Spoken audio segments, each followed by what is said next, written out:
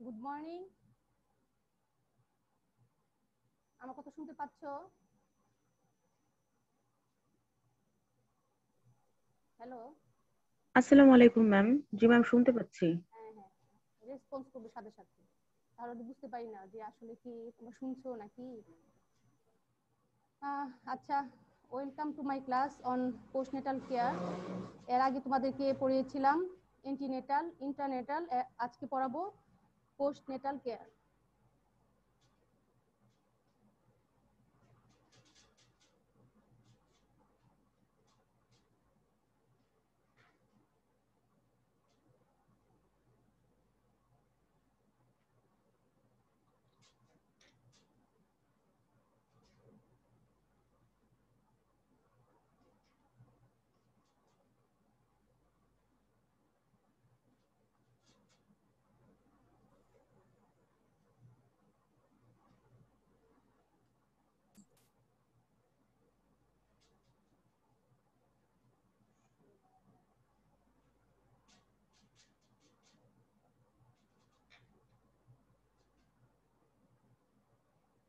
Objectives of the class. আজকে আমরা ক্লাসে কি কি জানতে পারবো? একটা definition, postnatal period and postnatal care, objectives of postnatal care, complications during postnatal period and measures to prevent those, postnatal advice আর neonatal care সম্পর্কে আমরা আজকে জানতে পারবো। তো postnatal periodটা কি? It is the period after delivery. It is the period after expulsion of placenta up to 42 days or 6 weeks. Postnatal পিরিয়ডটা হলো যে প্লাসেন্টা এক্সপালশনের পর থেকে 42 ডেজ অথবা 6 উইকস পর্যন্ত যে সময়কালটা, সেটাই হলো postnatal period. It is also called puerperal period or puerperium. তাহলে এটাকে পারপেরাল পিরিয়ড অথবা পারপেরাম বলা হয়, অথবা পোস্টনেটাল পিরিয়ড বলা হয়।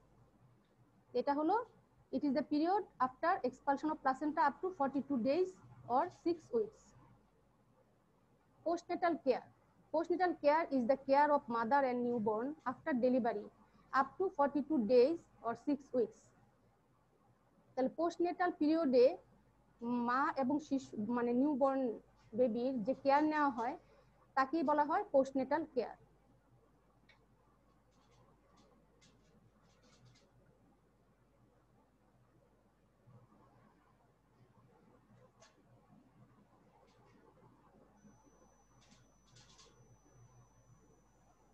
অবজেক্টিভস কি পোস্টনেটাল কেয়ারের? To prevent complications during postnatal period. Postnatal পিরিয়ডে কি হয়, অনেক রকমের কমপ্লিকেশন হয়, সেটাকে প্রিভেন্ট করাই হলো এর উদ্দেশ্য। তাহলে পোস্টনেটাল কেয়ারের objective কি? To prevent complications during postnatal period, to provide care for rapid restoration of mother to optimum health. ডেলিভারির পর সিজারিয়ান সেকশন বলো, নর্মাল ডেলিভারি বলো, মায়ের স্বাস্থ্যের অনেক মানে অবনতি হয়, সেটা আবার পূর্বের অবস্থায় ফিরে আসা অনেক একটা সময় এবং কেয়ারের প্রয়োজন। তাহলে পোস্টনেটাল কেয়ার থেকে কি করে কেয়ার নেয় যে to provide care for rapid restoration of mother to optimum health, to check the adequacy of breast feeding. Breast feeding ঠিকমতো করছে কিনা, করতে পারছে কিনা, ব্রেস্ট মিল্ক সে পাচ্ছে কিনা বেবি, এবং কতক্ষণ পর পর ব্রেস্ট মিল্ক করাতে হবে, কিভাবে করাতে হবে, এই সম্পর্কে এরা সেটা কি করে থাকে, চেক নিয়ে থাকে। To check the adequacy of breastfeeding, to provide family planning services, to family planning service provide করে, to provide basic health education to mother or family, মা এবং ফ্যামিলির যারা আছে তাদেরকে হেলথ স্বাস্থ্য সম্পর্কে শিক্ষা দিয়ে থাকে। তাহলে কি কি আছে? To prevent objectives of postnatal care, to prevent complications during postnatal period, to provide care for rapid restoration of mother to optimum health, to check the adequacy of breastfeeding, to provide family planning services, to provide basic health education to mother or family. তারপর আছে postnatal complications. ওই বলেছিলাম postnatal complication হয় অনেক, তার মধ্যে প্রথম যেটা পারপেরাল সেপসিস। পারপেরাল সেপসিসটা কি? পারপেরাল সেপসিস হলো infection of the genital tract during puerperal period. এর আগে তোমরা পড়েছো, শুনলে যে পারপেরাল পিরিয়ড কোনটা, এবং পারপেরাল পিরিয়ডে কি হয়, জেনিটাল ট্র্যাক্টে ইনফেকশন হয়, সেটাই হলো পারপেরাল সেপসিস। এটা প্রথম 3 সপ্তাহে এই ইনফেকশনটা হয়ে থাকে। যদি এই পারপেরাল সেপসিস হয় তাহলে কি হয়, ফিভার হবে, পালস রেট বেড়ে যাবে, লোয়ার অ্যাবডোমেনে পেইন হবে, হ্যাঁ, এগুলো হতে থাকবে, টেন্ডারনেস এগুলো থাকবে। তাহলে বুঝতে পারবো যে তার পারপেরাল সেপসিস হয়েছে। একটা নাম্বার হলো তার জ্বর হবে, লোয়ার অ্যাবডোমিনাল পেইন হবে, তাহলে পারপেরাল সেপসিস একটা পোস্টনেটাল কমপ্লিকেশনস। থ্রোম্বোফ্লেবাইটিস কি? এটা হলো যে infection of vein of the leg, যে ইনফেকশন হয় মানে ইনফ্ল্যামেশন হয়। থ্রোম্বোফ্লেবাইটিস কি হবে, inflammation of the vein. Infection হলে তো ইনফ্ল্যামেশন হলো, তাহলে কি হলো যে thrombophlebitis inflammation of the vein of the legs. হ্যাঁ, এটা যদি হয় তাহলে কি হবে, পা দেখা যাবে ফুলে যাবে, পেইন হবে, তারপর হলো যে টেন্ডারনেস হবে, তারপর পোস্টপার্টাম হেমোরেজ, ডেলিভারির পরে যে হেমোরেজ হয় সেটা পোস্টপার্টাম হেমোরেজ। তারপরে ইউরিনারি ট্র্যাক্ট ইনফেকশন হবে, মানে এগুলো হলো কমপ্লিকেশন হওয়ার চান্স বেশি থাকে, ইউরিনারি ট্র্যাক্ট ইনফেকশন। তারপর আসে mastitis, inflammation of the breast, breast inflammation হয় এই সময়, মাস্টাইটিস বলা হয়। ইনফ্লামেশন অফ দ্য ব্রেস্ট হলো মাস্টাইটিস। তাহলে পোস্ট নেটাল কমপ্লিকেশনস কি কি আছে? Puerperal sepsis, thrombophlebitis, postpartum haemorrhage, urinary tract infection, mastitis. Ma'am puerperal সেপসিসের টাইপটা আরেকবার। হ্যাঁ, পারপেরাল সেপসিস এটা হলো কি, এটা মানে এই পিরিয়ডে, পারপেরাল পিরিয়ডে জেনিটাল ট্র্যাক্ট ইনফেকশন হয়, ঠিক আছে? এটা হলো পারপেরাল সেপসিস। ডেলিভারির পর, সেটা হলো ডেলিভারির পর, মানে ডেলিভারির পর, পারপেরাল পিরিয়ডটাই তো ডেলিভারির পর। এখন ওই সময় মানে 3 উইকস, ডেলিভারির পর 3 উইকস এই সেপসিস হওয়ার একটা চান্স থাকে। তো এটা যখন হবে তখন জ্বর আসবে, হাই ফিভার থাকবে, তারপরে পালস রেট বেড়ে যাবে, তারপর হলো লোয়ার অ্যাবডোমেন পেইন হবে, টেন্ডারনেস, মানে ধরলে পেটে দেখা যাবে ব্যথা হবে, সেটাই হলো টেন্ডারনেস। আর পেশেন্ট যেটা বলবে যে আমার ব্যথা করছে, সেটা হলো পেইন। আর আমরা যখন ধরবো তখন তারা যে চিৎকার দিবে যে ব্যথায়, সেটা হলো টেন্ডারনেস। তাহলে পারপেরাল সেপসিস হলে এই সাইন সিমটম গুলো থাকে। এখন বুঝেছো? এটুকু বুঝলেই হবে তোমার। ম্যাম পারপিউরা মিনিং কি ম্যাম? হ্যাঁ, পারপেরাল ম্যাম পারপিউরা বলতে কি বোঝায় ম্যাম? পারপেরাল এটা হলো ম্যাম যেহেতু পারপিউরা পারপেরাল যেটা, ম্যাম পোস্টনেটাল পিরিয়ড এই পারপিউরাল পিরিয়ড পোস্টনেটাল বলা হয়, সো পিরিয়ডটা, এই যে দেখলা তোমরা পড়লা পোস্টনেটাল পিরিয়ড যেটা, সেটাই হলো পারপেরাল পিরিয়ড, ঠিক আছে? It is also called puerperal period or puerperium. এই পিরিয়ডটা কোন পিরিয়ড? যেখানে আফটার এক্সপালশন অফ প্লাসেন্টা, মানে ডেলিভারির পরে up to 42 weeks days or 6 weeks, এটা হলো পারপেরাল পিরিয়ড।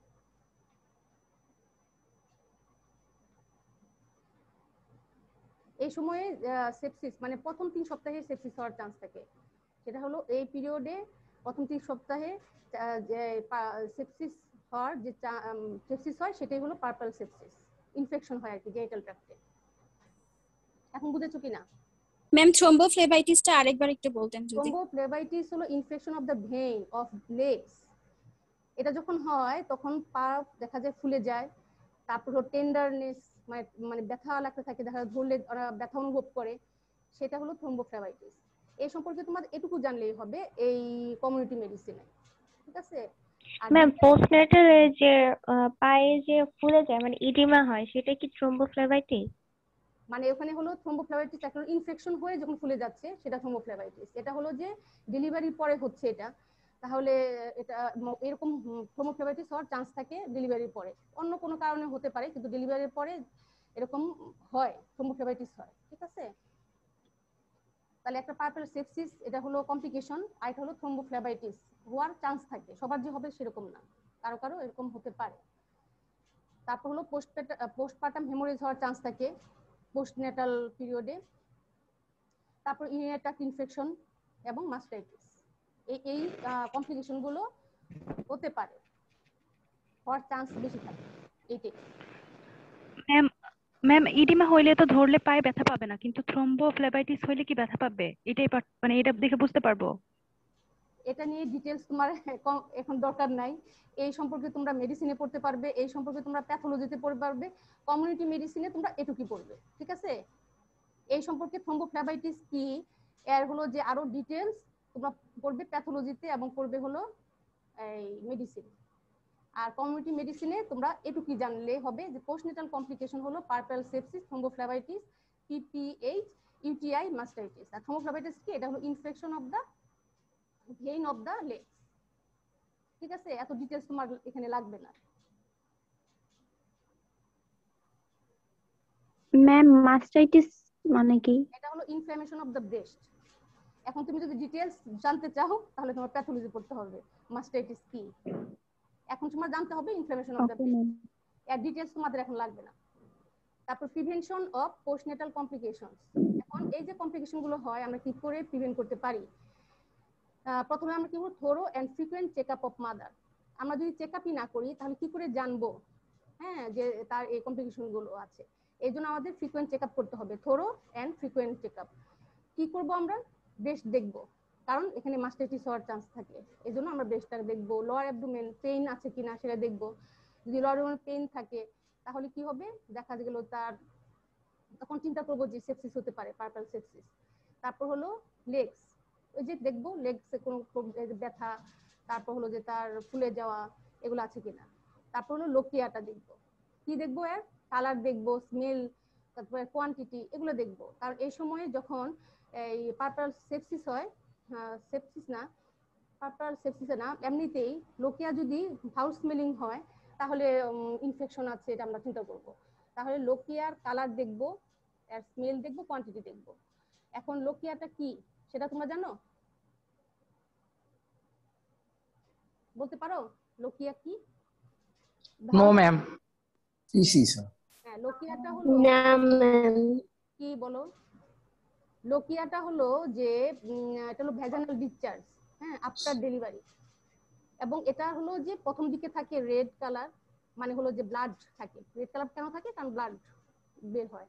পরবর্তী সময়ে দেখা যায় এটা কালারটা হবে, কালারটা না মানে এটা মিউকাস মিক্স থাকবে। তারপরে আস্তে আস্তে এটা ইয়েলো কালার হয়ে মানে একটু পানি পানির মতো হয়ে যাবে, এটা লিকুইড। এটা হলো লোকিয়া। প্রথম দিকে কালারটা থাকবে রেড, ধীরে ধীরে এটা হালকা হতে হতে ওই যে ইয়েলো কালারে আসবে, এটা হলো লোকিয়া। এটা হলো আফটার ডেলিভারির পরে ভ্যাজানাল ডিসচার্জ এরকম হয়। তো দেখতে হবে যে লোকিয়ার কালার দেখতে হবে, তারপর হলো স্মেল দেখতে হবে, কোয়ান্টিটি দেখতে হবে। তারপর হসপিটালাইজড ওমেনদের ক্ষেত্রে ডেইলি 2 বার করে কি করতে হবে? এক্সামিন করতে হবে, দেখতে হবে। এবং সেটা প্রথম 3 দিন, প্রথম 3 দিন একটু ভালো কেয়ার নিতে হবে।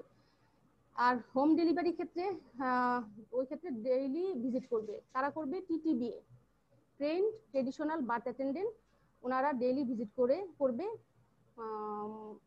কোন পর্যন্ত? দেখা যায় baby's cord is dry till baby's cord is dry and dropped, যে পর্যন্ত নাভি যে পর্যন্ত না শুকায় এবং পড়ে না যায় সেই পর্যন্ত কি করবে? তারা ভিজিট করবে daily. Examination to see the involution of uterus, uterus involution হলো কিনা সেটা এক্সামিনেশন করে দেখতে হবে। হ্যাঁ, কিভাবে? EMVE মানে বাইম্যানুয়াল ভ্যাজানাল এক্সামিনেশন করে সেটা দেখতে হবে। তাহলে প্রিভেনশন অফ পোস্টনেটাল কমপ্লিকেশনস, মানে প্রিভেন্ট করতে গেলে আমরা কি করব? Thorough and frequent checkup of mother, breast, lower abdomen and legs, lochia, colour, smell, quantity. Hospitalized women আছে twice daily examination during first 3 days, home delivery daily visit by TTBA till baby's cord is dry and dropped off, examination to see the involution of uterus, BMVE। এটা হলো prevention. পরে হলো postnatal ma'am involution মানে কি? Involution হলো যে uterus কি হয়? এনলার্জ হয় না, সাইজে বড় হয় আর একটু নিচের দিকে নামে। তখন কি হয়? যখন ডেলিভারি হয়ে যায় ইউটেরাসটা আগের জায়গায় ফেরত আসবে এবং সাইজটা আগের মতো হবে। এই যে আগের মতো আগের সাইজে চলে আসবে, সেটাই হলো involution. Postnatal advice, rapid restoration of mother. বলো। বিএমভি এর ফুল ফর্মটা কি? ওই যে বিএমভিএ ভি ম্যাম বিএমভি এর ফুল ফর্ম কি ম্যাম? বিএমভিই মানে বাইম্যানুয়াল ভেজাইনাল এক্সামিনেশন। বাইম্যানুয়াল ভেজাইনাল এক্সামিনেশন করে দেখতে হবে যে ইউটেরাসটা ইনভলিউশন হলো কিনা, এটা কথা বলা হয়েছে। নেক্সট হলো postnatal advice, rapid restoration of mother to optimum health, physical, psychological and social, এটা পরে আসবে। Educate and appropriate breast feeding of baby, family planning service, basic health education, যেমন hygiene, feeding of mother and infants, spacing, health check up, birth registration. তাহলে postnatal অ্যাডভাইসের মধ্যে কি কি আছে? Rapid restoration of mother to optimum health, কিভাবে এটা optimum health তে আসতে পারে, এটা ফিজিক্যাল, তারপর আছে তোমার সাইকোলজিক্যাল কিছু ব্যাপার এবং সোশ্যাল। আর educate and appropriate breast feeding of baby, বেবিকে educate and appropriate breast feeding করানোর কথা তাদেরকে অ্যাডভাইস দেওয়া হয়। ফ্যামিলি প্ল্যানিং সার্ভিস সম্পর্কে অ্যাডভাইস দেওয়া হয়। আর বেসিক হেলথ এডুকেশন সম্পর্কে অ্যাডভাইস দেওয়া হয়, যেমন হাইজিন, পার্সোনাল হাইজিন, তারপর হলো যে মায়ের নিজের হাইজিন, বেবির হাইজিন, এগুলো মেনটেন কিভাবে করবে এদেরকে অ্যাডভাইস দেওয়া হয়। Feeding of mother and infants, মায়ের ফিডিং এবং ইনফ্যান্টের মা কি খাবে, তারপর হলো যে বেবি কি খাবে, কিভাবে খাবে, এগুলো অ্যাডভাইস দেওয়া। তারপর হলো স্পেসিং, স্পেসিং মানে হলো একটা প্রেগনেন্সি থেকে আরেকটা প্রেগনেন্সি যে সময়টা গ্যাপ থাকে, গ্যাপিং বিটুইন টু প্রেগনেন্সি, সেটাই হলো স্পেসিং। তারপর health check up, health check up করার কথা বলা হয়। বার্থ রেজিস্ট্রেশনের কথা এখানে বলা হয়। তাহলে পোস্টনেটাল অ্যাডভাইসের মধ্যে কি কি আছে? Rapid registration of mother to optimum health, physical, psychological and social, educate and appropriate breast feeding of baby, family planning service, basic health education, hygiene, feeding of mother and infants, spacing, health check up, birth registration. তাহলে restoration of mother to optimum health, এখানে কি আছে? Physical, আমরা physically কি করব? Postnatal examination করব।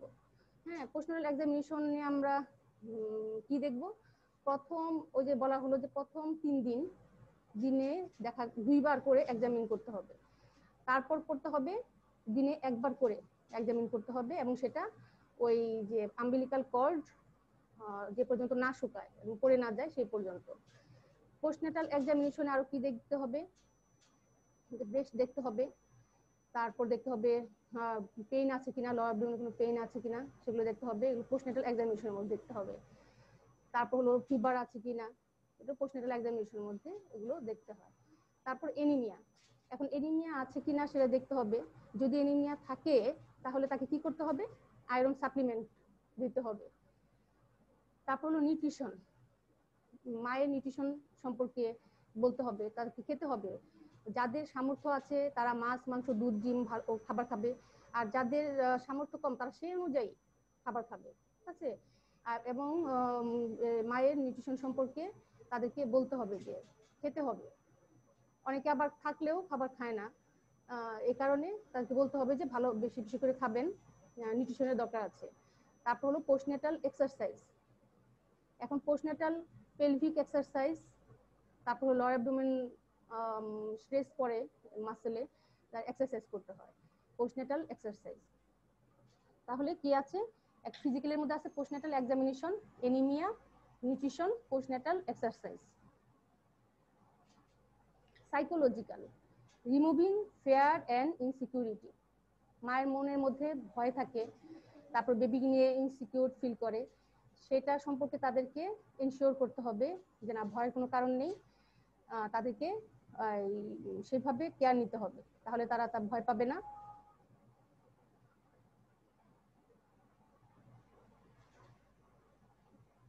তাহলে remove করতে হবে fear and insecurity.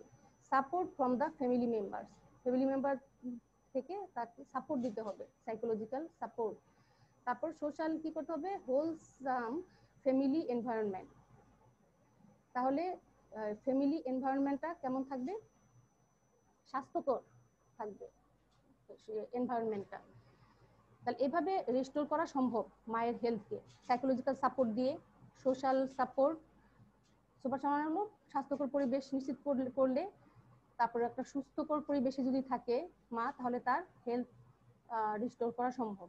Psychological support, আর এটা হলো ফিজিক্যাল। এরকম সাপোর্ট দিয়ে দিয়ে মাকে কি করতে হবে, হেলথ অপটিমাম হেলথে আসতে হবে। তারপর আছে নিওনেটাল কেয়ার। নিওনেটাল পিরিয়ড আমরা কোনটাকে বলবো, ফার্স্ট 28 ডেজ আফটার বার্থ, এটা হলো নিওনেটাল পিরিয়ড। আর নিওনেটাল কেয়ারটা কি, care of baby during the first 28 days after birth. জন্মের ওই মানে 28 ডেজ পর্যন্ত, জন্মের পর থেকে 28 ডেজ পর্যন্ত যে সময়, সেটা হলো নিওনেটাল পিরিয়ড। আর এই সময় বেবির যে কেয়ারটা নেওয়া হয় সেটা হলো neonatal care. Objectives of neonatal care: establishment and maintenance of cardiorespiratory function. Neonatal যে কেয়ার নিব, কেন নিব আমরা, কারণ এস্টাবলিশ করতে হবে কার্ডিওরেসপিরেটরি ফাংশন এবং সেটা মেনটেন করতে হবে। এই জন্য করার জন্যই নিওনেটাল কেয়ারটা নেওয়া জরুরি। Maintenance of body temperature, body temperature maintain করতে হবে। বেশি ঠান্ডা লাগানো যাবে না, বেশি গরম যেন না হয়, এগুলো মেনটেন করার জন্য এই নিওনেটাল কেয়ারটা নেওয়া হয়। অ্যাভয়েডেন্স অফ ইনফেকশন, কোনো রকমের যেন ইনফেকশন না হয়, পরিষ্কার পরিচ্ছন্ন থাকবে, কোনো মানে এসব থেকে কি করবো, অ্যাভয়েড করা যায় ইনফেকশনটাকে। Establishment of satisfactory feeding regimen, এখন ফিডিংটাকে এই করতে হবে, স্যাটিসফ্যাক্টরি ফিডিং যাতে হয় সেটা এস্টাবলিশ করতে হবে। এখন মাকে বলতে হবে বেশি বেশি করে ব্রেস্ট ফিড করাতে, মানে সাক করাতে, যত বেশি সাক করাবে তত বেশি বেস্ট সিক্রেশন, মিল্ক সিক্রেশন হবে, মানে এরকম করে বলতে হবে, কেয়ার নিতে হবে। Early detection and treatment of congenital and acquired disorders, especially infections. তাহলে early detection and treatment, early detection যদি করো তাহলে কি করা যাবে, আর্লি ট্রিটমেন্ট সম্ভব। যদি কনজেনিটাল কোনো ডিসঅর্ডার থাকে অথবা অ্যাকোয়ার্ড কোনো ডিসঅর্ডার থাকে, সেটা আর্লি ডিটেকশন করলেই ট্রিটমেন্ট আর্লি সম্ভব। এই জন্য early detection and treatment of congenital and acquired disorder, specially ইনফেকশনের কথা বলা হয়েছে। তাহলে অবজেক্টিভস অফ নিওনেটাল কেয়ার, কি কি অবজেক্টিভস নিওনেটাল কেয়ারের: establishment and maintenance of cardiorespiratory functions, maintenance of body temperature, avoidance of infection, establishment of satisfactory feeding regimen, early detection and treatment of congenital and acquired disorders, especially infections. Care of newborn, immediate care আছে।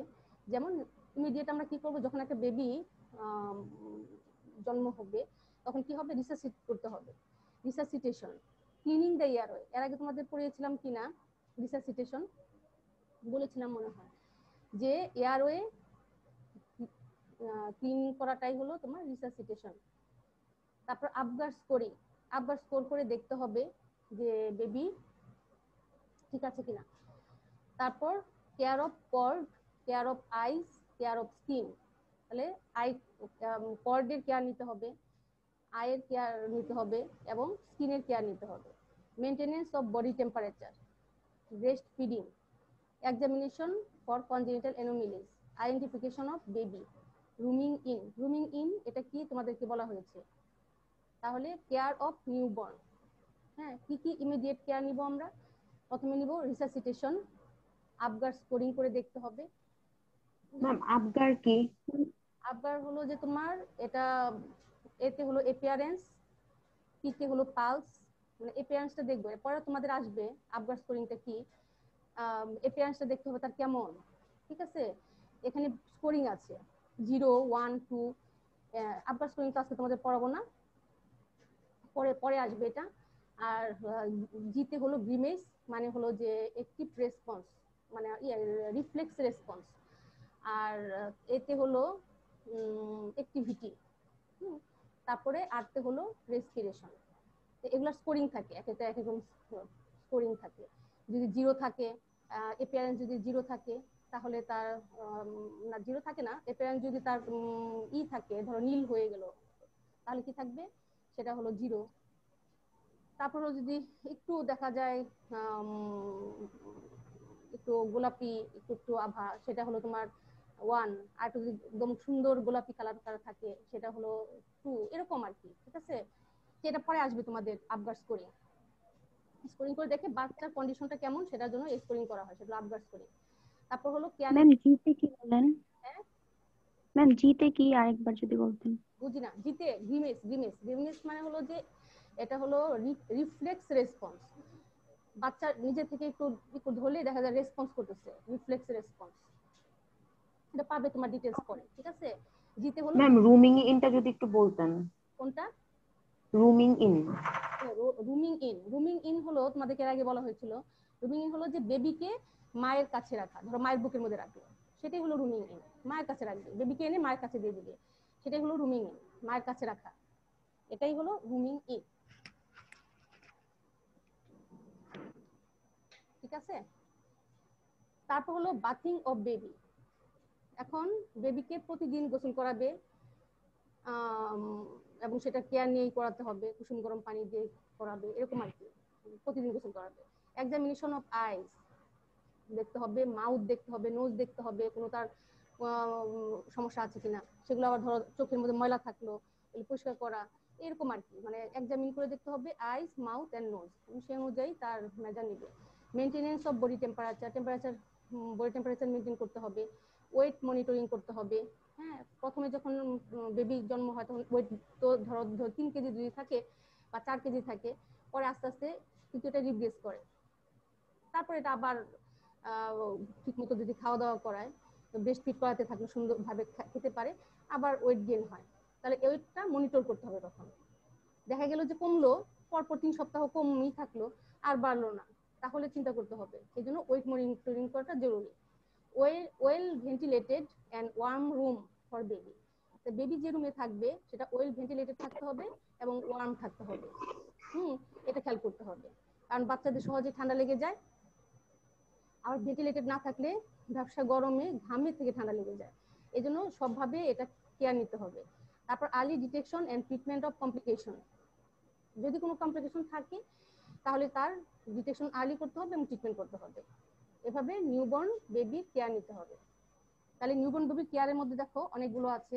প্রথমে হলো resuscitation, তারপর Apgar scoring, care of cord, care of eyes, care of skin, maintenance of body temperature, breast feeding, examination for congenital anomalies, identification of baby rooming in, bathing of baby, examination of eyes, mouth, nose, maintenance of body temperature, weight monitoring, well ventilated and warm room for baby, early detection and treatment of complication if any. RS positive father or baby and RS negative mother, এরকম যদি থাকে, baby যদি positive অথবা বাবা যদি positive থাকে, মা যদি নেগেটিভ থাকে, তখন কি দিতে হয়? Anti D injection to mother within 18 hours of delivery. আর এক্সচেঞ্জ ট্রান্সফিউশন করা যায়, যেমন হলো replacement of newborn's blood with Rh negative blood. যদি এক্সচেঞ্জ ট্রান্সফিউশন করা হয় তাহলে কিভাবে করবে? Approximately 400 ml of RS negative blood is infused over a period of 1.5 hours, মানে 1.5 ঘন্টা or more, while the baby's own RS positive blood is being removed after a regular interval during first few weeks of life. তাহলে exchange transfusion করা যায়। আর একটা এনটিডি injection দিতে হবে মাদারকে ডেলিভারির 18 ঘন্টার মধ্যে। আর একটা এক্সচেঞ্জ। ম্যাম একটা কোয়েশ্চেন ছিল ম্যাম, আরএইচ নেগেটিভ মাদার আর আরএইচ পজিটিভ ফাদার এর ক্ষেত্রে আমরা ম্যাম দেখেছিলাম যে ইরিথ্রোপয়েসিস ফিটালিস হয় বেবির। হ্যাঁ, আরএস পজিটিভ ম্যাম যদি প্রথম বেবির ক্ষেত্রে হবে না, এটা হলো যে প্রথম বেবির ক্ষেত্রে হবে না, এই কারণে প্রথম বেবি যখন হয়ে যায় তার 18 ঘন্টার মধ্যে, ডেলিভারি আধা ঘন্টার মধ্যে দিতে হয়, যাতে সেকেন্ড বেবি এটা না হয়। বুঝছো? তাহলে আরএস ম্যাম যদি এটা ম্যাম উল্টা হয়, মানে মাদার যদি ম্যাম আরএইচ পজিটিভ হয় এবং সমস্যা হওয়ার কথা না, কিন্তু ম্যাম সেক্ষেত্রে বেবি তো হচ্ছে আরএইচ নেগেটিভ হবে, মানে বেবি যদি নেগেটিভ হয় তাহলেই সমস্যা হবে। ঠিক আছে, বেবি যদি নেগেটিভ হয় তখন সমস্যা হবে না। এটা নিয়ে ডিটেইলস পরে আলাপ করা হবে। এখন আপাতত জেনে রাখো যে আরএস পজিটিভ বেবি অথবা ফাদার যদি থাকে আর মা যদি নেগেটিভ থাকে, তাহলে তাকে anti D injection to mother within 18 hours of delivery exchange transmission করা যায়, যেমন replacement of newborn's blood with Rh negative blood. Positive negative হলেই সমস্যা, পজিটিভ পজিটিভ থাকলে বা নেগেটিভ নেগেটিভ থাকলে সমস্যা নেই। তারপর হলো কনজেনিটাল ইনফেকশনস অফ নিওনেট। নিওনেটের কি থাকে, কনজেনিটাল কিছু ইনফেকশন থাকে, যেমন টর্চ ইনফেকশন। হ্যাঁ, টর্চ ইনফেকশন কিতে হলো টক্সোপ্লাজমোসিস, আরতে হলো রুবেলা, তারপর হলো সিতে হলো সাইটোমেগালোভাইরাস, আর এইচতে হলো হিউম্যান হার্পিস ভাইরাস। এটা হলো টর্চ ইনফেকশন। আরেকটা আছে সেটা হলো যে কনজেনিটাল ইনফেকশন সিফিলিস। তাহলে এটা কনজেনিটালি হতে পারে নিওনেট দিয়ে। তাহলে কনজেনিটাল ইনফেকশন কি কি আছে, toxoplasmosis, rubella, cytomegalovirus, human herpes virus, syphilis. তবে যে টর্চের কথা বলা হয়েছিল যে কনজেনিটাল ইনফেকশন, এই ইনফেকশন যদি হয় তাহলে বেবির, ওই যে তোমাদেরকে আগে বলেছিলাম যে অ্যাবর্শন, মায়ের কি অ্যাবর্শন, বেবিটা অ্যাবর্শন হওয়ার চান্স থাকে। তারপর দেখা গেল যে ই হবে হবে আইওডি মানে ইন্টারইউটেরাইন ডেথ অফ ফিটাস হবে, অথবা দেখা যায় যে যদি ডেলিভারি হয় তাহলে হ্যান্ডিক্যাপড বেবি হওয়ার চান্স থাকে। এই কনজেনিটাল ইনফেকশন যদি হয় টর্চ ইনফেকশন তাহলে এই প্রবলেমগুলো হয়। ঠিক আছে, থ্যাংক ইউ ভেরি মাচ। আজকের লেকচার এটুকুই, একটু ছোট। এখন কারো কোনো সমস্যা আছে কিনা আমি তাহলে শেষ করে দিব, আমার একটা ট্রেনিং আছে। ঠিক আছে, নেক্সট ক্লাসে তাহলে তোমাদের সাথে আমার দেখা হবে আবার। তাহলে এই পর্যন্তই রাখলাম, আজকে এই পর্যন্ত। যদি আসসালামু আলাইকুম ম্যাম। আসসালামু আলাইকুম। আসসালামু আলাইকুম ম্যাম। আসসালামু আলাইকুম ম্যাম। ওয়ালাইকুম আসসালাম।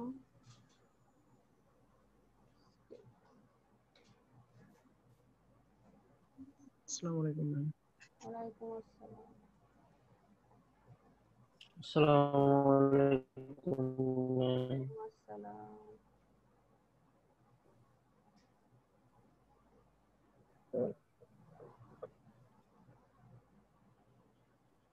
আসসালামু আলাইকুম ম্যাম। ওয়ালাইকুম আসসালাম।